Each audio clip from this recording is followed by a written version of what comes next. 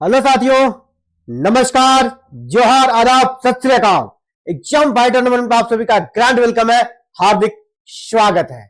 साथियों, बिहार में assistant professor की नई नियमावली पर रोक लग गई है। हालांकि हमने कल शाम को ही आपके लिए एक वीडियो बनाया था और हमने पहले ही आपको कह दिया था कि नियमावली पे स्टे लगने वाला है और वैकेंसी लेट से आएगी।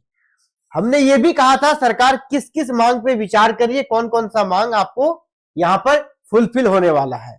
हमने कहा था कि उम्र सीमा को 55 साल करना 200% तय है और जी हां, वो हो रहा है। ऑब्जेक्टिव एग्जाम होगा, सब्जेक्टिव नहीं होगा। ठीक है, आप सभी के प्रयास की ये बड़ी जीत है और सबसे बड़ा सवाल यहां पर ये बनता है कि नई नीति कब तक आ जाएगी और फिर वैकेंसी कब तक आएगी। क्योंकि जो प्रोफेसर गिरीश चौधरी है, बीएसएसयू के चेयरमैन, उन्होंने कहा था सितंबर में वैकेंसी लाएंगे। हमने रात में आपको बता दिया कि वैकेंसी अगले साल आएगी, अब इस साल वैकेंसी नहीं आएगी। बहुत सारे अलग अलग संगठन का आवेदन गया है, सरकार और लोक भवन पे काफी ज्यादा प्रेशर है इस नियमावली को मंथन करने का। तो इस नियमावली पे मंथन स्टार्ट हो गया है और बहुत जल्द आपको नया नियमावली देखने को मिलेगा बिहार में असिस्टेंट प्रोफेसर वैकेंसी को लेकर। ठीक है, तो चलिए जल्दी से आगे बढ़ते हैं और क्या क्या अभी मैटर इसमें हुआ है उस पर बात करते हैं। किन किन मैटर पे बात हुई है। तो ये ऑफिशियल लेटर है, ये है ऑफिशियल लेटर। कहां का है? तो लोक भवन बिहार। ठीक है, राज्यपाल सचिवालय बिहार, बिहार लोक भवन पटना। प्रेस विज्ञप्ति है, अनशनकारी छात्रों के साथ राज्यपाल की वार्ता के उपरांत बनी सहमति। किन किन चीजों पे सहमति बनी है उसका ये प्रेस वार्ता है। और प्रेस वार्ता में यहां क्या क्या चीजों पे बनी है, यहां पे एक एक करके हम लोग इसको देखेंगे। यहां पर कहा जा रहा है कि मांग पर विचार किया गया कि 2026 के परिनियम में सुधार हो। ठीक है, और इसके बाद इनका कौन कौन सा डिमांड है, 2 नंबर पे देखिए। एसोसिएशन की मांगों को विचार करने के लिए माननीय राज्यपाल बिहार के द्वारा माननीय मुख्यमंत्री बिहार से विचार विमर्श के उपरांत एक समिति 15 दिनों के अंदर गठित की जाएगी। इसमें बिहार के प्रमुख शिक्षाविद होंगे एवं ऐसे प्रशासकों को भी रखा जाएगा जिन्होंने शिक्षा के क्षेत्र में कार्य करने का अनुभव हो। समिति का गठन माननीय राज्यपाल बिहार के द्वारा किया जाएगा, यानी राज्यपाल महोदय एक समिति बनाएंगे 15 दिनों के अंदर, और बना देंगे क्योंकि ये मुख्यमंत्री नहीं है बल्कि ये राज्यपाल महोदय है। तो राज्यपाल महामहिम जो होते हैं उनके पास उतना उस टाइप का वर्क नहीं होता है, फील्ड वर्क भी नहीं रहता है। तो ये लोग कमेटी बना लेंगे, जो राज्यपाल कमिटमेंट करते हैं, गवर्नर करते हैं, वो हो जाता है। 15 दिनों में कमेटी बन जाएगी। समिति के द्वारा मुख्य तौर पर निम्नलिखित बिंदुओं पर विचार किया जाएगा कि सहायक प्राध्यापक यानी असिस्टेंट प्रोफेसर की अधिकतम उम्र सीमा 55 वर्ष रखी जाए, ये होना तय है, ये होगा। ठीक है, सहायक प्राध्यापक अब बहाली के लिए लिखित परीक्षा ली जाए और वह वस्तुनिष्ठ हो। जी हाँ, ये दोनों डिमांड सबसे मेन था, वो हो रहा है। इसके बाद लिखित परीक्षा में ये चीज नया है, ये चीज गर्दनी बाग आंदोलन का इंपैक्ट है। एपीआई जो चाहते थे पीएचडी होल्डर्स है उनके लिए ये पॉजिटिव है। लिखित परीक्षा में जो उत्तीर्ण होते हैं, यानी आप पहले एग्जाम देंगे, एग्जाम में पास होंगे तो एपीआई को तब आपको क्या करेगा, तब उत्तीर्ण होते तो उनके एपीआई की गणना की जाएगी। जो एग्जाम पास करेगा उसी का एपीआई का गणना होगा। एवं लिखित परीक्षा के प्राप्तांक, लिखित परीक्षा का नंबर प्लस आपका एपीआई, दोनों को जोड़कर समेकित मेरिट लिस्ट बनाई जाएगी, जिसके आधार पर इंटरव्यू के लिए आपको बुलाया जाएगा। ठीक है, इंटरव्यू में टीचिंग डेमो, यहां टीचिंग डेमो भी रखा गया है।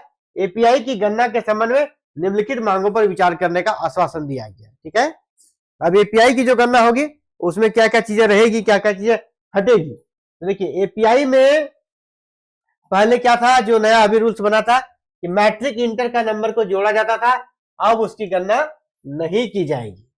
नेट और जेआरएफ यानी मैक्सिमम जेआरएफ वाले को 11 अंक दिया जाएगा और पीएचडी के लिए 30 अंक से कम नहीं दिया जाएगा, ये ध्यान रहे। ठीक है, पीएचडी वाले के लिए गुड अपॉर्चुनिटी है। अगर आप एग्जाम भी पास कर जाते हैं और आपका पीएचडी भी है तो आपके चांसेस बहुत ज्यादा होगा।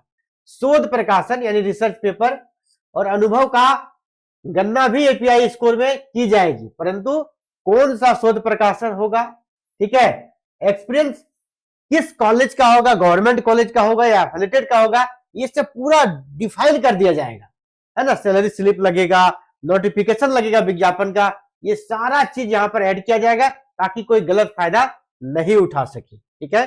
यहाँ पर देखिए जो यहाँ पे प्रतिनिधि थे उन सभी का साइन है, और बाद में आपको दिखाएंगे अभी राज्यपाल के जो यहाँ पे अपर मुख्य सचिव है दीपक कुमार सिंह, उनका भी साइन है। चलिए आगे जो बात हुई गेस्ट फैकल्टी को लेकर, तो गेस्ट फैकल्टी का भी इसमें डिमांड था। तो गेस्ट फैकल्टी के बारे में क्या कहा गया उसको समझिए।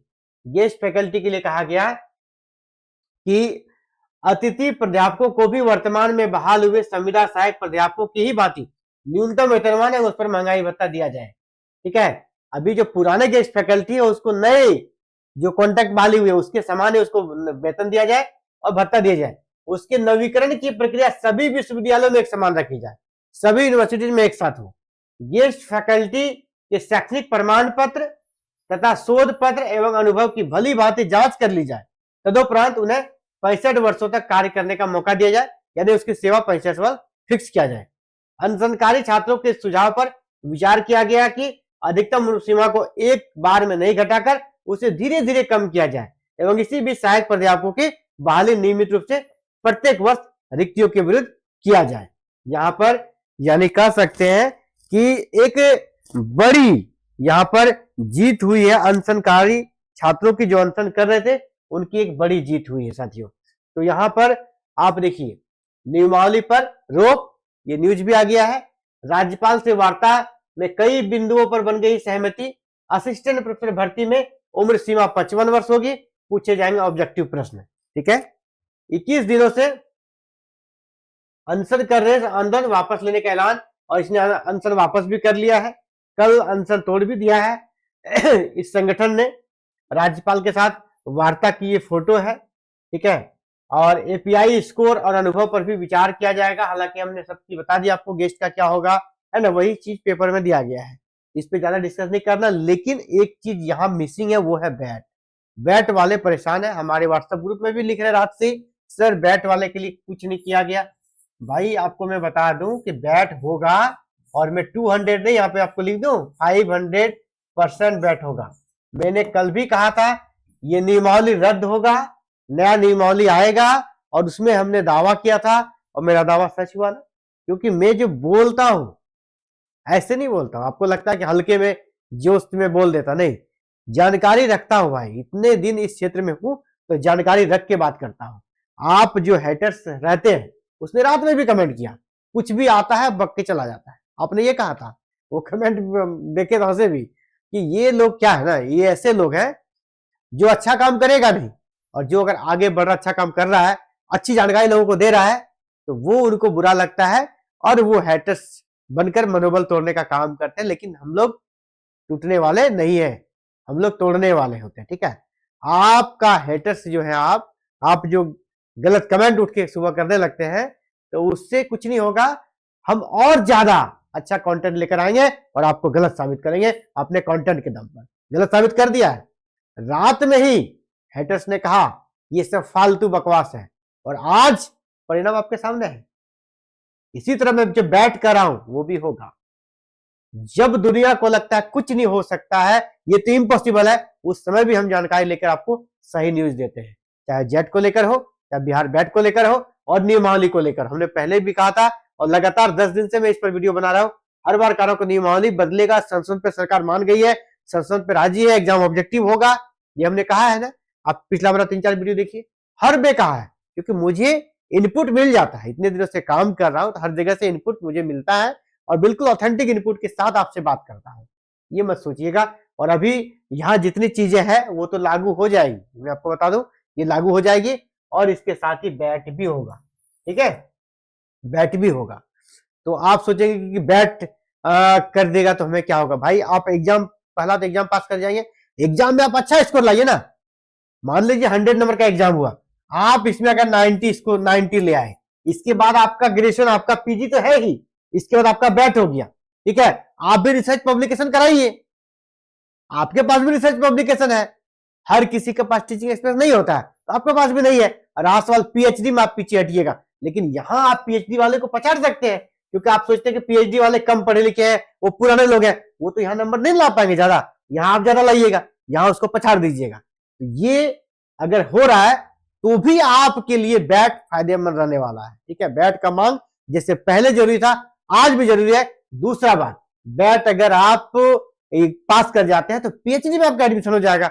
आज ये पीएचडी है, अगली वैकेंसी तक आप पीएचडी धारी हो जाएंगे। तो पीएचडी करना वैसे भी हायर एजुकेशन आपके लिए जरूरी है।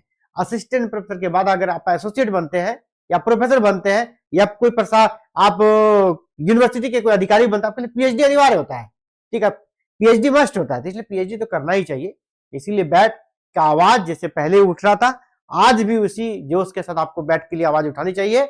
और बैट में आप हमारा साथ दें, हमारे साथ जुड़ना चाहते हैं तो मैं आपको बार बार बता रहा हूं, हम लोगों ने बैट को लेकर भी प्रयास शुरू किया है, और हमारा जो ग्रुप है वहां से आप जुड़े, वी वांट बैट हमारा ग्रुप चल रहा है, वहां पे सैकड़ों बच्चे बिहार के जुड़ के प्लानिंग करते हैं, तो आप भी जुड़िए उस ग्रुप में। इस ग्रुप का लिंक आपको इस वीडियो के डिस्क्रिप्शन बॉक्स में मिल जाएगा। ये जो ग्रुप है वी वांट बैट, यहां से सारा प्लानिंग होता है, ठीक है। किस प्रकार बैट होगा बिहार में, क्या रणनीति बननी चाहिए, आप भी इस ग्रुप से जुड़ सकते हैं। और यहां पर इसका लिंक इस वीडियो के नीचे मिल जाएगा, पहला। दूसरा, इस चैनल को सब्सक्राइब कर लीजिएगा। आगे के अपडेट को जानने के लिए आपको ये जो चैनल है ना, इसको सब्सक्राइब कर लेना है, चैनल को सब्सक्राइब कर लीजिएगा, ठीक है। तो चलिए, तो फिलहाल साथियों इस वीडियो में इतना ही बात करेंगे, और उम्मीद करते हैं कि अब बिहार में जो चीजें काफी समय से यहाँ पर धुंधली हो गई थी, क्या होगा आगे क्या नहीं होगा, वो चीजें अब क्लियर हो रही है। और उम्मीद करते हैं कि बिहार में बहुत जल्द असिस्टेंट प्रोफेसर की वैकेंसी आएगी, और उसके पहले बैट का भी आयोजन होगा। आप सभी का पुनः बहुत बहुत आभार एग्जाम फाइटर से जुड़ने के लिए। और हाँ, चैनल पर नए हैं तो चैनल को जरूर से सब्सक्राइब कर दीजिए। Thank you. जय हिंद, जय भारत, जय बिहार।